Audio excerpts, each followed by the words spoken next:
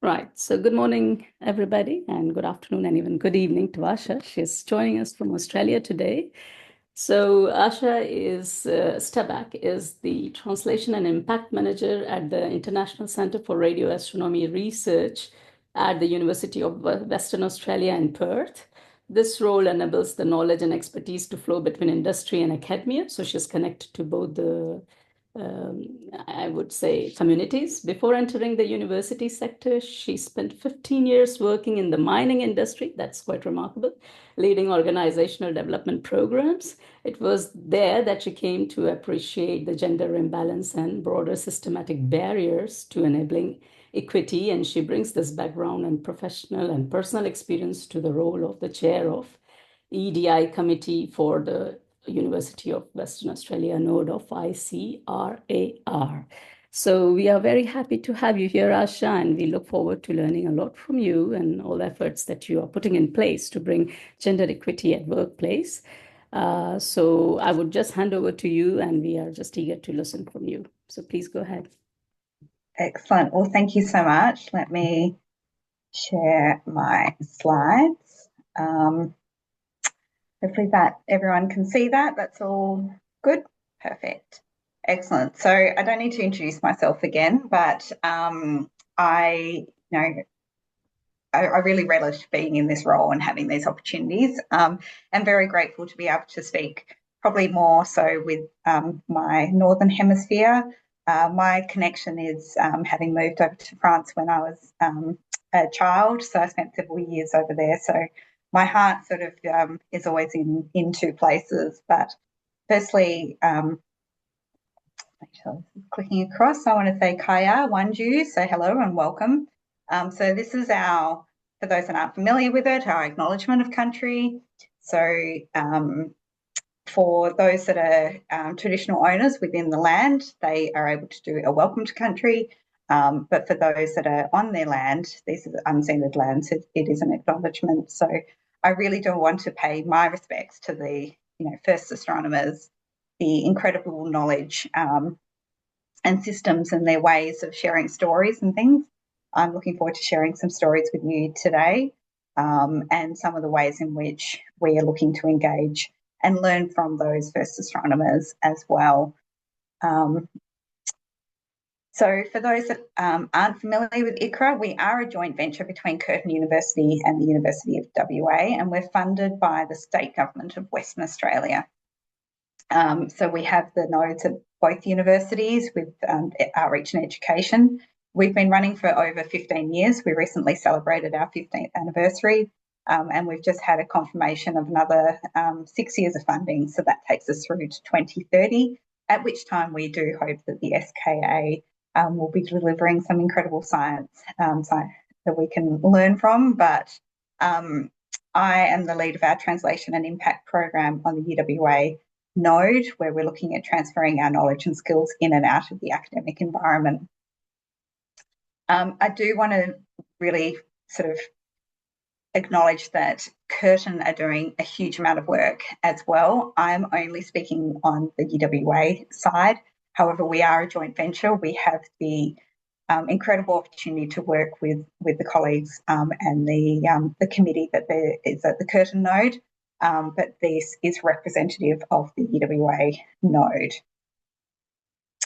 So our current committee members, what is great to see is that we have more than half are male. So Mamta and I were chatting sort of just before, saying that predominantly this can be a task that seems to fall onto the women within organisations, but we have some really passionate committee members. I think possibly what has led to some of that I guess differences in terms of the gender balance and things as well, but also the different background and experience that the committee members bring. Each of them are passionate about different aspects of diversity, equity, and inclusion. So we've moved beyond gender. So it's great to actually have that really mixed, diverse perspective. We also have a mix in terms of students, professional and academic staff, and then at different levels within the organisation. And we've always had an executive representative as well. which I really do think is one of the keys to our, I guess, ongoing sort of support and the commitment that we have in the workplace. So I just wanted to, share what our commitment is. These are things that we share quite publicly. We have a lot of information on our website. I've done a number of talks. That's part of our commitment for the Pleiades Awards as well, is to share what we are doing, but also always learning. So really keen to hear from others as well, to have things challenged, to have things questioned, because it is an ongoing commitment and it's an ongoing effort as well. But really, we want to foster that sense of belonging and different ways in which everyone can thrive in the workplace. So if we sort of look at the stages of our DEI maturity, acknowledging some people are at the awareness side, some people are more on the compliance. We've got, moves through the different phases: tactical, integrated, sustainable. I would probably say that we're at about an integrated stage. I wouldn't say that we're sustainable, but I don't know that anyone is at that stage at this point in time. I would love to learn from them as well. But we are certainly seeing a lot more sense and evidence of a stronger sense of belonging, which is where we're really seeing that integration. And even in asking new people to that are coming into ICRA, they do share that they feel that they can be themselves and bring their whole selves to work as well. So when we look at some of the dimensions of diversity, equity, inclusion, I'll touch on each of these different areas. We do focus a lot of our efforts in terms of Aboriginal Torres Strait Island people, our Indigenous and our First Nations, however they like to be represented, and but also culture and religion plays a huge part in all of our activities, given the multicultural and diverse mix of people that we have. We have a very global workplace, a lot of different languages, and English isn't always the first language as well. As I shared, we've got from on the committee in terms of disability and accessibility, we have people that are neurodivergent. We have those that a number of people that are unable to hear. We have some in terms of visibility and things as well. So we do a broader focus in terms of inclusion and making sure that we're accessible for everyone. Carers' responsibilities is a key dimension when it comes to different programs, and then looking at gender specifically as well. Our wonderful community of LGBTIQ plus. I love, the way that everyone sort of embraces everyone there. And then also mental health for us also comes under DEI as well. I know that may not be a part of it for everyone, but I think having a strong sense of belonging and inclusion is really a key component of mental health and wellbeing as well. We do also look at development activities under our remit within the committee. So I wanted to spend a little bit of time in some of the things that we've done to really try and make an impact on building capacity and capability for our First Nations. Our outreach and education team are really dedicated and passionate about this. On the Curtin side, so the outreach team do support them. This isn't run on the UWA side, but we may actually see a student come through at some stage. So the Australian Indigenous Australian Engineering School, there's a huge outreach program that they run. Star Girls, we do a lot of work, particularly around gender, but predominantly in the regions as well. We do have a higher proportion of Indigenous students that come along to our Star Girls program. Our regional tours, we very much focus on those communities. I think one really remote community, they had a stargazing night and several hundred people turned up. The queues were quite significant, but the amount of knowledge that those people actually held, and to be able to see some of these different star formations up close was quite incredible for them. We also have Spirit, which was a philanthropically funded initiative that we have at ICRA, where it's the telescope, and then also to have a coordinator that runs those programs. We actively look to work with Indigenous schools, and we'll prioritise those over, I guess, non-Indigenous. Also where there's, I guess, some of the areas where they may not have as much accessibility to some of these education initiatives as well. So some of the ways that we do that. We're also successful last year in securing a grant for National Science Week, which is a program here in Australia, grants program here in Australia, connecting to science through stories and sky. And that was a planetarium event that we did in conjunction with SciTech, which is our science centre here in Perth. And there's a huge focus on reaching out to Indigenous students. So some of them didn't necessarily identify as being Indigenous, but I guess we did really focus our efforts on that, and also bringing in a local artist as well to create a piece around Sky Country, and sharing that story that way as well. From a more senior, so from the professional and our students as well, we run a lot of programs around cultural awareness and education wherever we can. We do, I guess, recognise and promote Reconciliation Week and NAIDOC Week. So we've had various native foods that we'll bring in. We'll have local caterers that will do a whole range of different things. One of the lovely stories that I had, we had some wattle seed, and one of the guys in the group loves baking and making bread, and he said it was really interesting for him to be able to use a new ingredient and create that, and bring that along to share as well.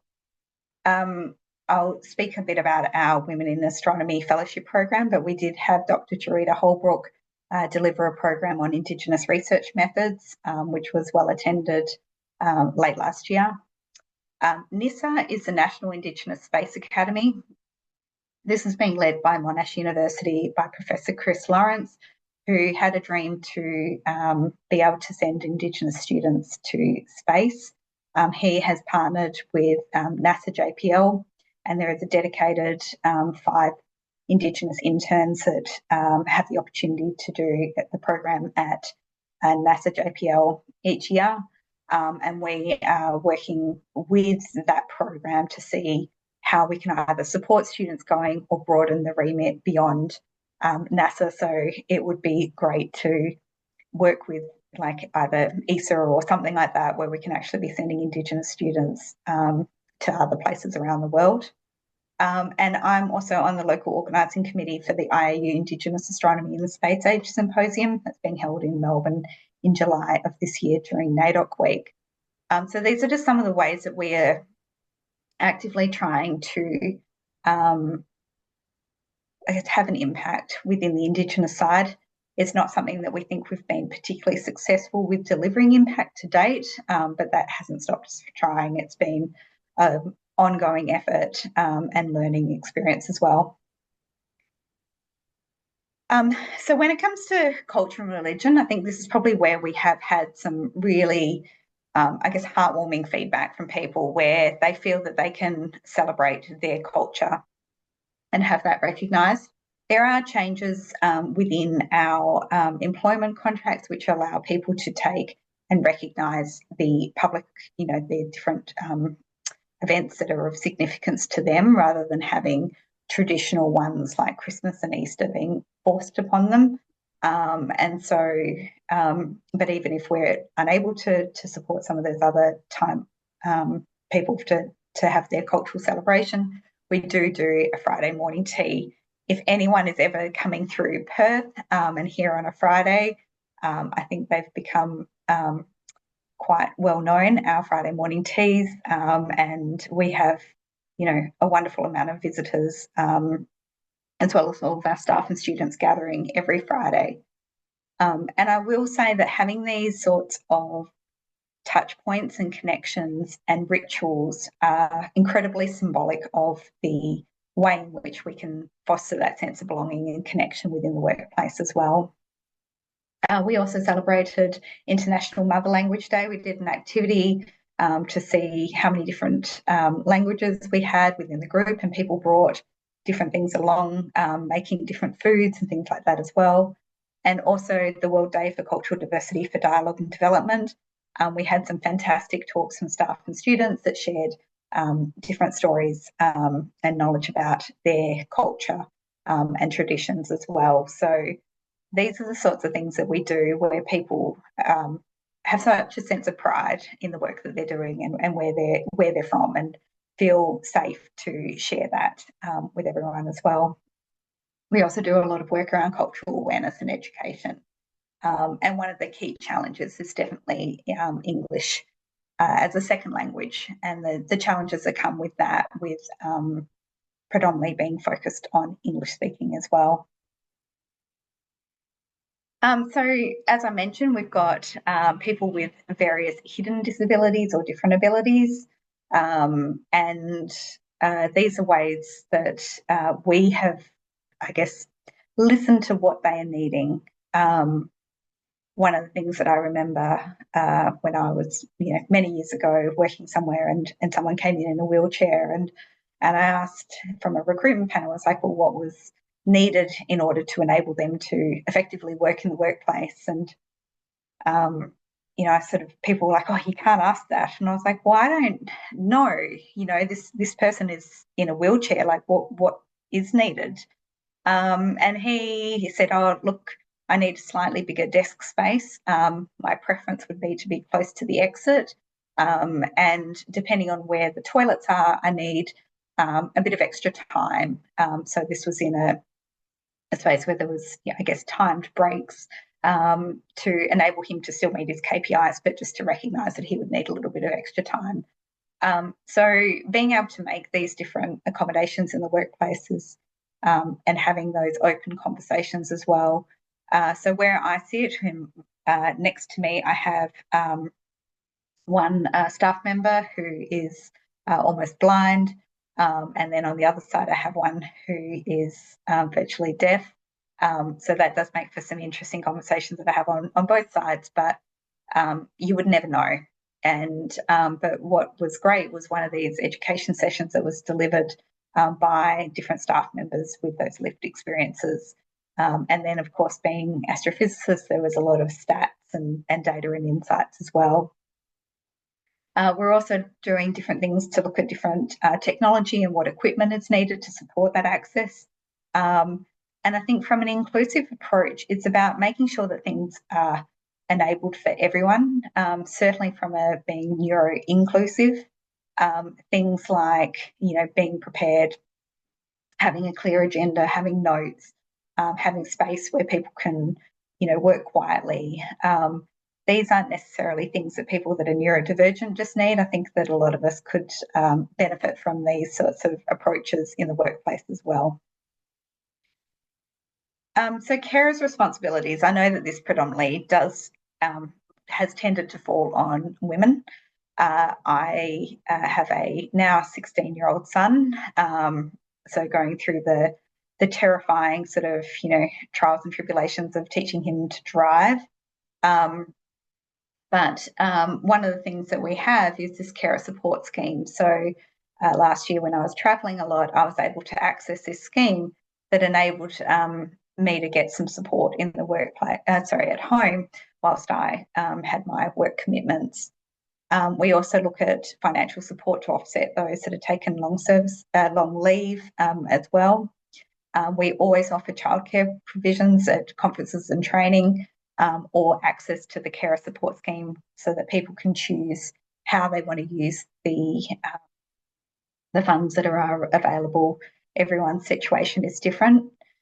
This can be quite challenging when you're determining whether to approve the request or not. You want to ask enough information that it's, clarifying it's a legitimate request, but at the same time, you need to be really non-judgmental. And so it's one of the schemes that we are most proud of, but maybe haven't used, and people haven't used it as much as what we'd hoped. So we are reviewing it at the moment to make sure that there's no sort of hidden, barriers to people accessing that support. Our meetings are generally scheduled between 9:30 and 2:30, allowing for school drop-off and pick-up. Also, I don't know if other universities are similar to ours, but it can certainly be challenging to find parking as well. And so there have been some accommodations made for parents arriving later after school drop-off to have parking that isn't, a kilometre away from your office. But one of the great things that we've been reflecting on is this increased uptake of parental leave by both parents. So we, I think in the last 2 years, we've seen 5 men take parental leave. And this is, between 4 to 6 months that they have as paid leave while they're the primary carer for the children. And so for me, I think one of the things that has been quite noticeably different compared to other workplaces is my son, whilst he's a bit older, he does have a lot of sporting commitments. And so I have that flexibility that I can leave, take him to his training, and then continue working later in the evening or whatever works for me. We also have a nursing room to support this is for women as they are breastfeeding. However, one of the, I guess she previously used the nursing room, and as her child gets a little bit older, we're now looking at whether we could broaden its sort of purpose to also include maybe for some activities or toys, so that you have a space to come, particularly during school holidays, if you're needing to sort of be in the office. Obviously, the children would still be there, but you, for some people, it is quite challenging to work from home, and so this would be, I guess, a short-term solution if you just needed to come in for a little bit, that you could then work in the work environment, but have the children there as well, so that they're not disrupting everyone else in the office. So when it comes to gender, we do have a mandatory training requirement for unconscious bias training. One of the big challenges we have is tracking training. It's not something that is managed particularly well by the university, and it does have to rely on a bit of an honour system. However, we do ask and we do check before people are on recruitment panels that they have done the training, and it's one of the things that we'll be doing a refresh as well. Some of these training, you can find them on the LinkedIn training as well. It doesn't need to be a huge investment. In terms of gender neutral toilets and facilities, we do also have men's and women's ones, but we have that, I guess, where everyone feels welcome. And one of the things we're most proud of is the establishment of the Renu Sharma Master Scholarship for Women Plus or Indigenous students. This was established last year, one, to recognise our incredible Chief Operating Officer, but also when we did a review as a committee, we could see that there was very few female PhD students coming through, and so we're looking at ways in which we could maybe increase the pool of the future talent as well. In the past, we have had women-only permanent positions. This does lead to, I guess, some criticism and challenges, and it certainly required people to be quite resilient and have confidence in their capability. But this enabled us to really shift things when it came to, I guess, a lack of gender balance in the past. There was also quite a lot of employment of couples, particularly as ICRA was being established, and so that you have both people from the workplace there. One of the things that we have been doing, I'm incredibly proud of a couple of different areas where they were, so within on the UWA side, we have our science, astrophotonics, and then also our data-intensive astronomy teams. Within astrophotonics, there were virtually 0 females, but over the last couple of years, there's been a real focused effort to connect with people and look at longer-term engagement, and we're just starting to see those women join that team. One of the things that I will say though, having travelled quite a bit with that team for a lot of their projects, even when it is all men, I think one of the things that I have always felt is a sense of safety and belonging amongst them as well. And so my sort of advice would be to not just focus on gender balance being equaling inclusivity, or, you know, whilst it may balance things in terms of equity, that sense of belonging and sense of inclusivity isn't a given. We also do a lot of work to ensure that we have raising the visibility, and then we're constantly monitoring ourselves as well. So looking at quotes, press releases, these are the sorts of data that we collect. We look to make sure that we have a fairly equitable balance in terms of speakers. I'm not sure if this is a term that's used beyond Australia, but the Manels Pledge. So this is something where if men are asked to be on a panel and see that it's all men, that there's a lot of men that are signing up to say that they won't do that, and they nominate a female to take their place. The Senior Women Plus in Astronomy is an incredible fellowship program, and I'll touch on that a little bit more. But we did actually publish a case study recently which showcases all the different historical recipients about the program and the impact that it's had as well. So as I said, we're tracking of our seminar speakers, our visitors. We in getting involved with different programs like Women Plus in Technology WA, continuing our promotion, our commitment to DEI. And I love the work that Dr. Kat Ross is doing as well for the Include Her movement, which is looking at visibility of females in textbooks for high school students as well. So as I said, we have our Women Plus in Astronomy Fellowship Program. The next fellowship recipient will be joining us a little bit later this year. This is a program that has been running over a number of years, and I just realised I need to also add our latest alumni as well, Dr. Jarita Holbrook, that came from the University of Edinburgh. But we've had a really diverse mix of women that, you know, this is part of our making sure that we have role models for, you know, particularly for our students and our early career researchers. And each of them brings different expertise and different approaches.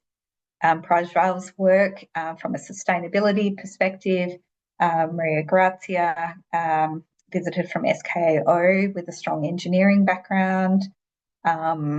You know, I've heard stories from Anna from MIT, the program LEAP that she was able to develop and trial whilst at ICRA, has now become a fully fledged program that's being delivered at MIT. So these are, you know, reciprocal, I guess, opportunities that we gain a lot, but also it's wonderful to see the opportunities that the visiting fellows also have as well. Dr. Jarita Holbrook had a focus on African cultural astronomy, and that was one of the things that we were able to really leverage and help with our, I guess, program of activities coming up from a cultural astronomy perspective. So allied training was actually originally developed within UWA and rolled out extensively, I think, across Australia. So we do encourage people to complete the training, but also I think one of the things that we do have is a celebration of significant days such as Wear It Purple, supporting our youth, and then Ida Hobbit as well. So you can see one of the pictures of us looking very purple, and this is something that we do every year, and people go all out with bringing in purple food and wearing purple as well. So which for some of those that do identify as queer, they really appreciate that they can bring their whole selves to work and not have to keep that hidden. So as I mentioned, mental health is one of the areas that we do have as a development focus under the DEI Committee as well. So these are programs that we are able to access through UWA, so the mental health training and mental health first aiders. We also have a award program. So this was introduced a number of years ago. So these are people that are trained in mental health, but also have a very strong understanding of the policies and the procedures and things like that. So if someone comes to them with something that they're not feeling comfortable about or an issue in the workplace, the wards are able to help support that person and provide them access to the right pathway depending on what the nature of the issue is. And then we also have a anonymous sort of online form as well as a pigeonhole as well. So one of the things that we've found in the last 2 years is that we haven't people haven't accessed the wards, but we don't take that as a given that everything is all okay. So it's one of the programs that we are revisiting this year to make sure that people are aware and that we have these wards. I will mention later we do a survey each year, so people are saying that they're aware of the wards, but maybe not reporting anything. Are You OK Day as well. So one of the different activities that we've done is having little conversation starters. So I guess that can be uncomfortable, particularly in a larger work environment. I don't want people to suddenly have to try to be vulnerable or speaking to people that they don't know.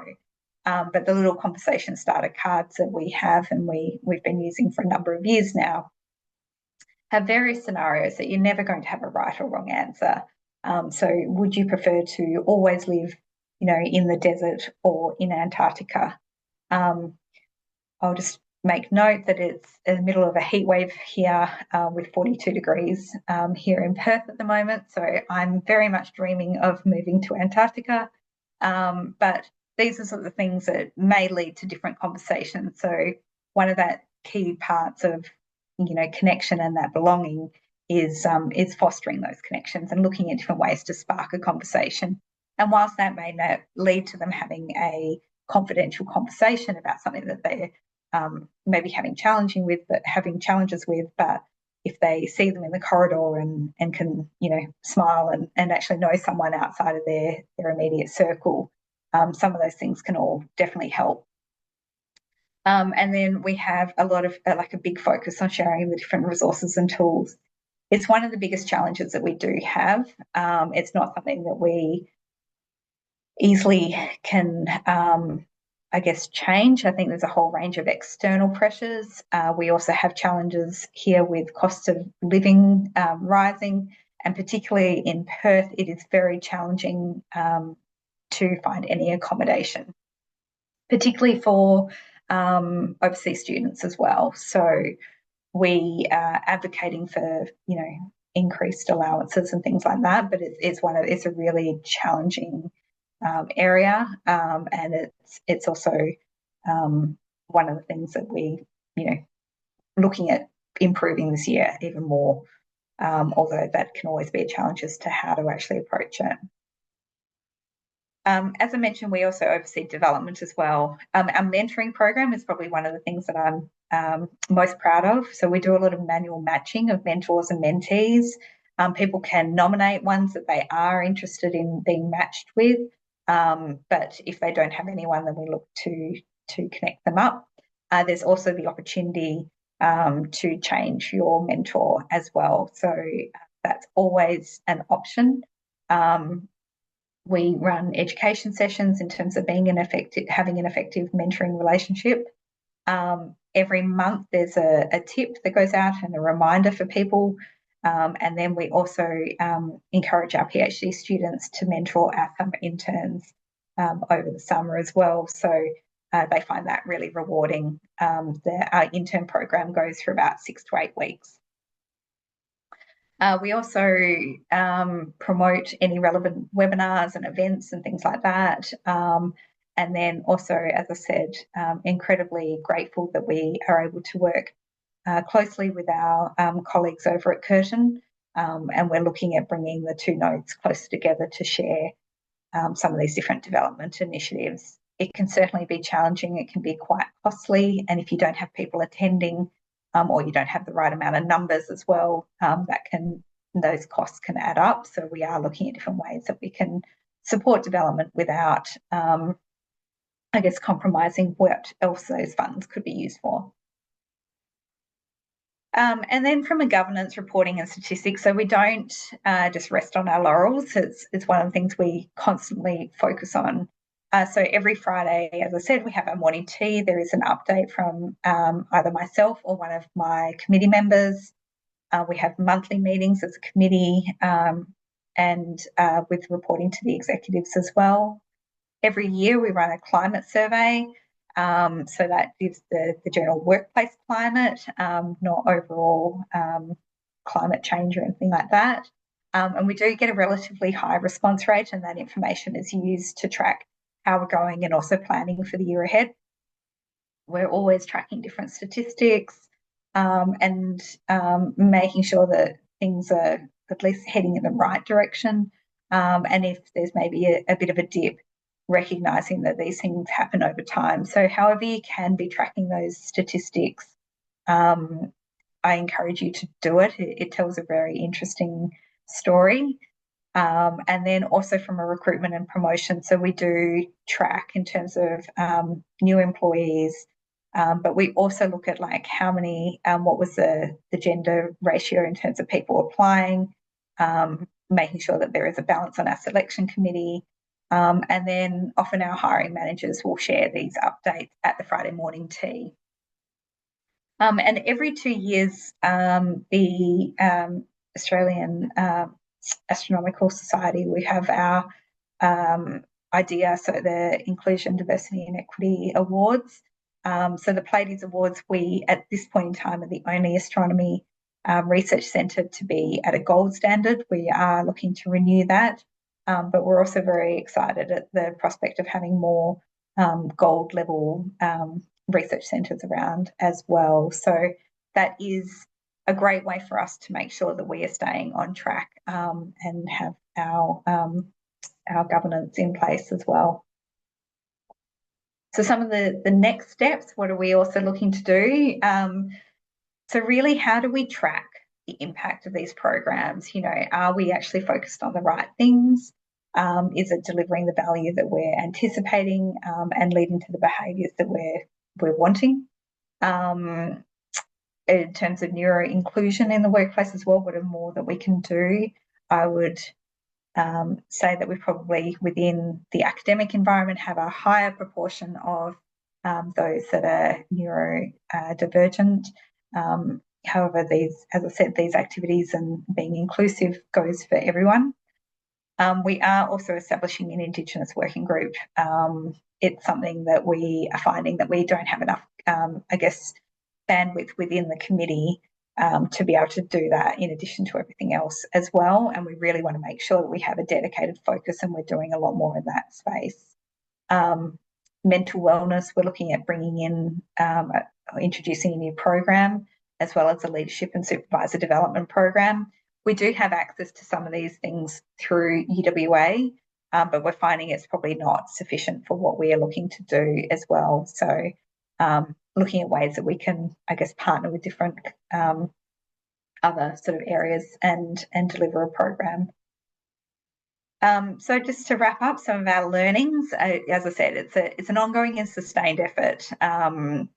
One of the things that I have introduced is a monthly share. So at the start of each meeting, one of the committee members shares something that they are particularly interested in, and then that person gets to choose who will do the share the next month.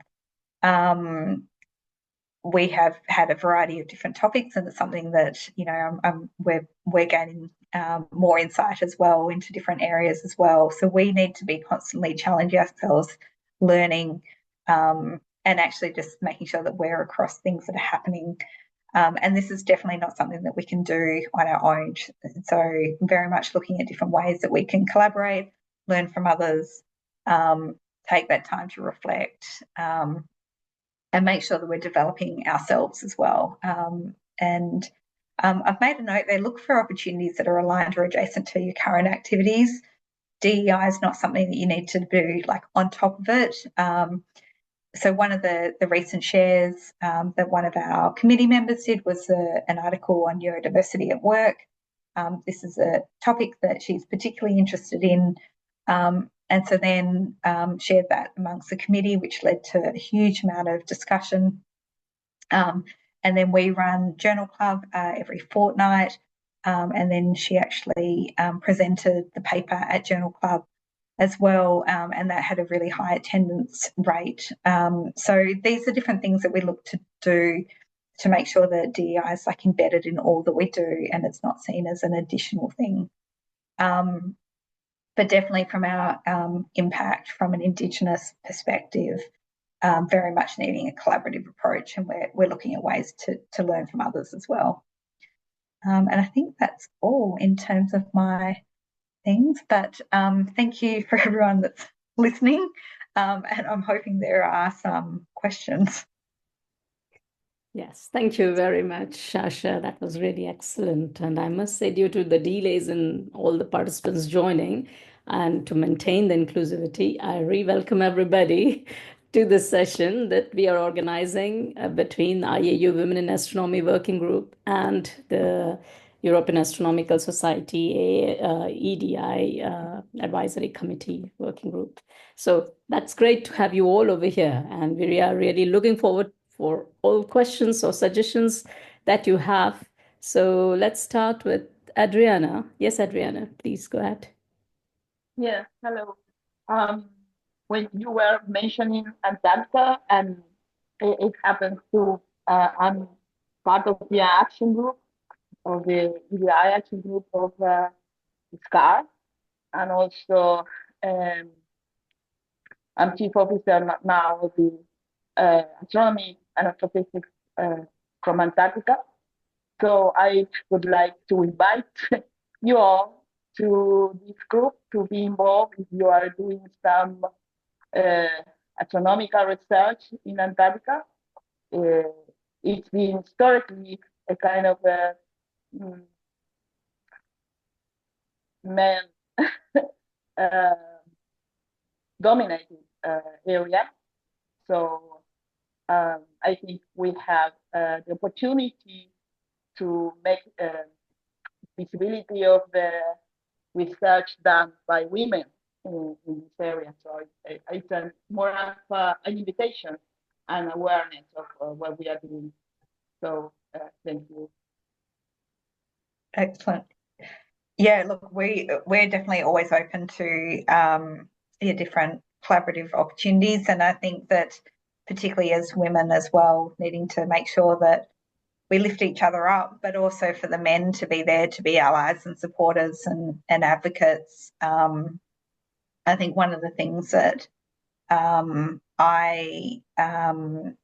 have seen, and I guess I've provided guidance to some of the senior men within the organisation as well, was people will form assumptions if you don't fill in the gaps. So for us, it was so one of the areas where we had predominantly men. There was usually all men in the presentations, and I said, but I knew that this particular person was working so hard to change that, and so I said to him, we'll actually let people know that that's what you're working on, and then with that, we actually got some referrals for some women to join the team as well, and once I actually knew that there was that commitment, so it's hopefully that. Sorry, it was a little bit crackly. I couldn't quite hear if there was a clear question, but please, if you reach out to me and keen to see if we can work together, Adriana. Thank you.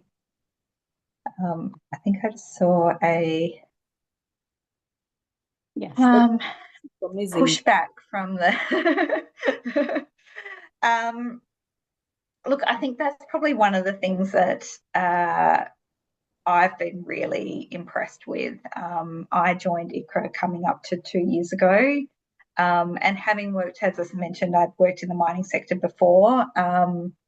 I can, certainly recall times when, I left when my child was sick, and they were like, "Oh, we really question your dedication to to the job, and they seem to have forgotten that I'd worked something like 80 hours and traveling for the week before, and it was like, well, there was no I guess flexibility in that. So I think for me personally, I feel I can speak up about things. I don't always get, I won't necessarily get funding for everything that or that we put forward that we want to do, but there's a genuine, I guess, support and investment from the executive level, which makes a huge difference. And one of the things that our executive director, when we do the climate survey and do the presentation each year, we present the results back to everyone. We've got a new executive director, and I said for him to share, like his perspective. And so he actually got up and spoke and said that, whilst we delivered the survey, we're doing that to support the executives to get insights. And so some of those little things you've got to be, he's quite open to coaching, but he also then trusts me. So I've certainly been in places where I have had pushback. I've definitely had, it can be sort of challenging in other areas. But thankfully, I think that this has just become so well embedded that it's something that people feel. They come along to Friday morning tea and they're like, my goodness, you do get that sense that there's that inclusion there. But I don't, I hope that everyone feels safe to speak up. It's something that we do work really, really hard to. I think there are people that are silenced in different areas, but we are trying to educate more people around that as well, and looking at different ways that everyone can be included in meetings. Yeah, right. Yeah, that's great. And in fact, we do receive a lot of, problems, harassment issues that women and even men are facing in research in astronomy. And sometimes we do contact them and we get into the communication, but sometimes they just say that we want to talk to you, but they don't come up and talk because they are worried or scared, or, they're not sure if it will really go further and if it will really help them. So how do you deal with such issues? Yeah, look, I think that's one of the things that we're quite conscious of, particularly where I said we're not getting people coming through the ward program at the moment. It's, I am one of the wards, so I'm like, you're also looking at myself, like, is it, people aren't feeling comfortable speaking to myself. But at the same time, I feel like we've got a bit of a finger on the pulse, like when some of the things do share that there's a few issues. So for me, it's just, making sure that people aren't, turning a blind eye, creating safe spaces to have those conversations, having the courage to actually have those conversations as well. It's, I think one of the things that's driven me and Mum too was asking earlier, like, well, where did that passion come? I came from a very privileged upbringing, and I do recognise that. My father was always like, well, you can do anything you want to do. And then I came into the workplace and realised that there was maybe a lot of men that didn't also have that same philosophy and approach. And so I've needed to tap into my own sort of network of support to help validate confidence in myself. And I think that has helped to really build that resilience and that understanding and that empathy of the things that people do face. The systemic barriers, there's a whole range of different factors that can certainly hold people back. But it's never going to be this perfect world, and there's so many different conflicting factors that I think people grapple with at any particular time.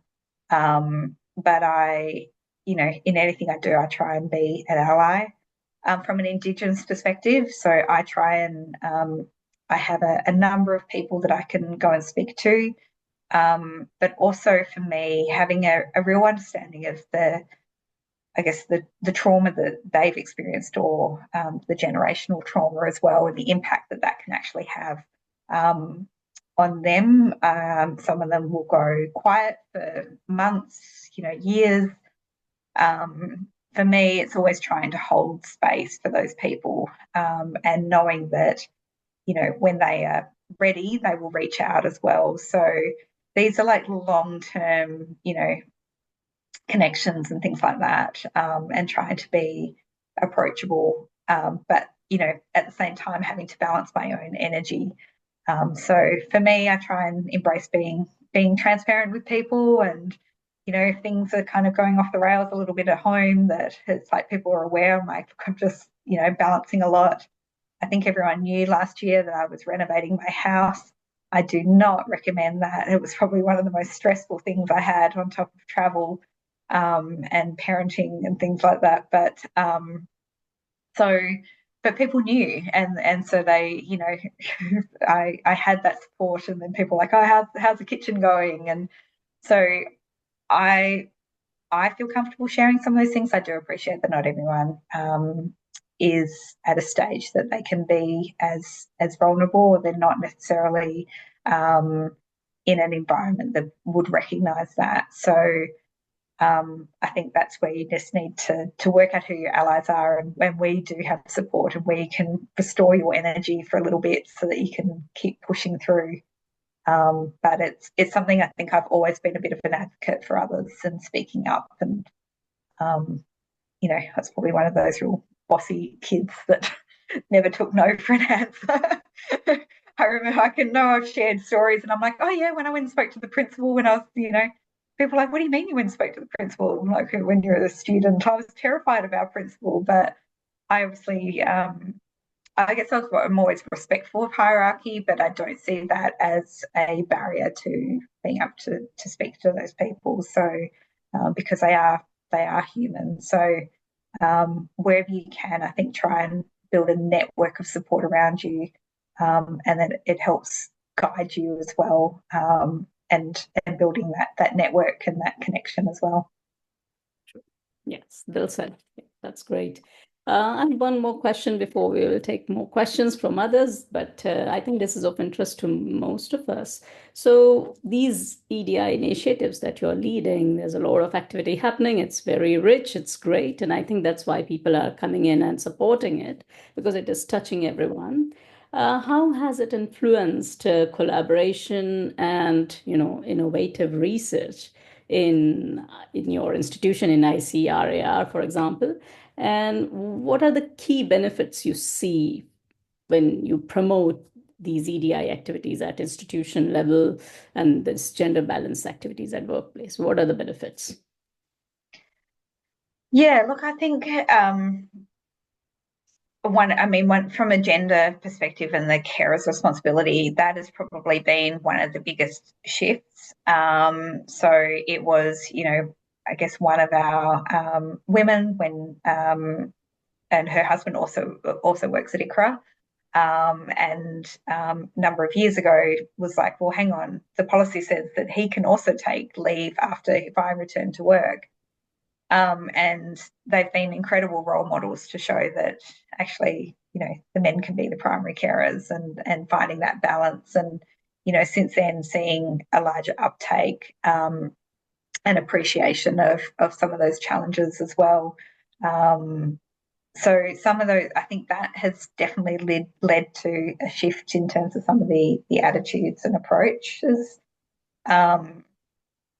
So, you know, we're seeing that it can be really hard to measure some of the tangible impacts. So, but the you know, establishing the scholarship, seeing enabling someone, you know, that may not be able to pursue the studies, having that support, and having that, you know, someone actually investing in them and their future as well.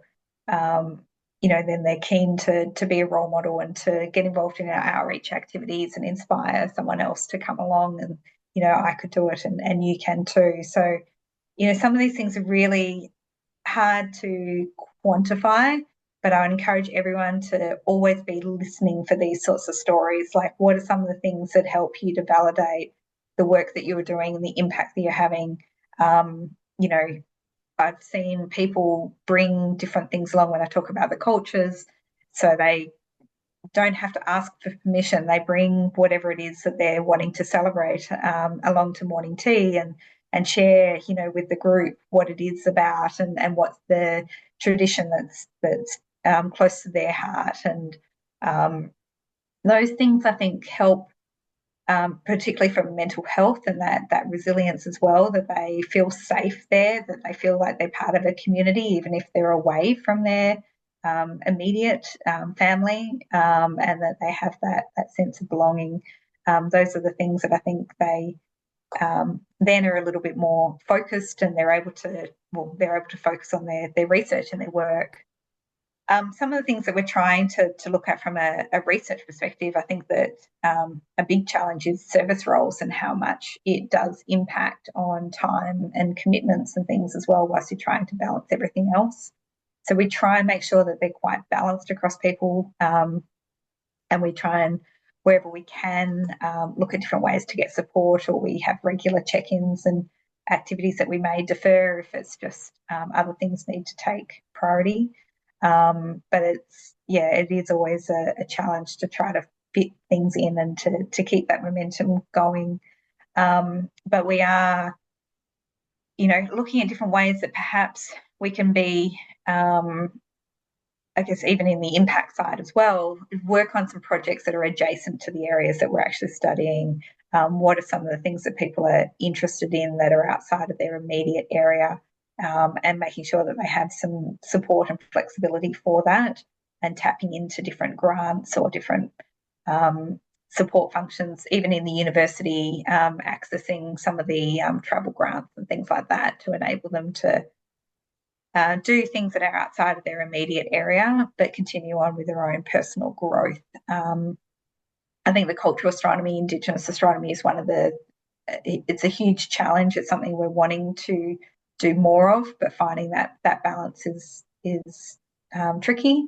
But we were able to bring, you know, Dr. Jarita Holbrook across to deliver things. So looking at different ways that we can supplement it without taking and enhance the experience, as opposed to taking people away from their core research. Great. Yeah. Thank you. Yes. Any further questions for Asha?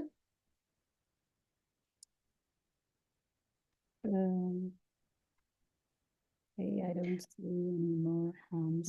And I'm also happy to have my email shared, and we can reach out to me through the ICRA website as well. More than happy to, I guess, be a community of support and learn from others. And if others have got suggestions, I'd love to learn from them as well. So are you publishing the impacts that you people have been creating? How are you measuring it, and are you publishing it on yearly basis, for example? Yeah, so we do a lot of the things for our Pleiades Awards are every 2 years. We do, those things are made public as well on the website. Some of the links are just in the process of being updated as we go through for our resubmission. And the Women in Astronomy Fellowship, we've published that case study, and that sort of has a few insights into the impact that's had. We do what we can, but it's probably one of the areas that we want to focus on more, is to be able to really, how do we quantify that impact? We also had a student undertake a part of her work integrated learning, so science communication subject, and looking at tracking and outcomes measurement for our PhD training. And looking at developing a framework for that. So more than happy to share some of that with people. I think that was a really good experience for that student as well. Okay. Any questions for Asha? Right. Oh, great. So I have many questions, but I can always send it to you by email. Yeah, no, absolutely. If there's, people think of things and go, oh, I wish I'd asked that and stuff like that, please. Something that I'm really passionate about, and great to be able to share some of the things that we're really proud of. It's definitely, I do want to acknowledge everyone that contributes. I see. Sadia is having a question.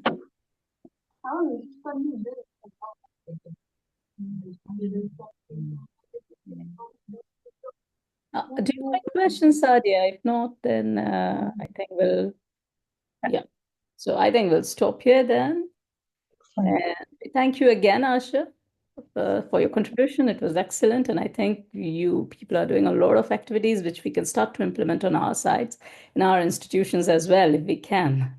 And have that kind of supporting environment. But one thing we can surely do is, come up with our Women in Astronomy working group and collaborate with you and start a project at that level with the IAU, under the IAU collaboration. So Absolutely. And I hope to see some people come across to Melbourne for the Indigenous Astronomy in the Space Age Symposium as well. So okay, thank you very much. excellent. Thank you. Thanks, everyone. Thanks. Thank you. Thank you. Have a nice day. Thank you.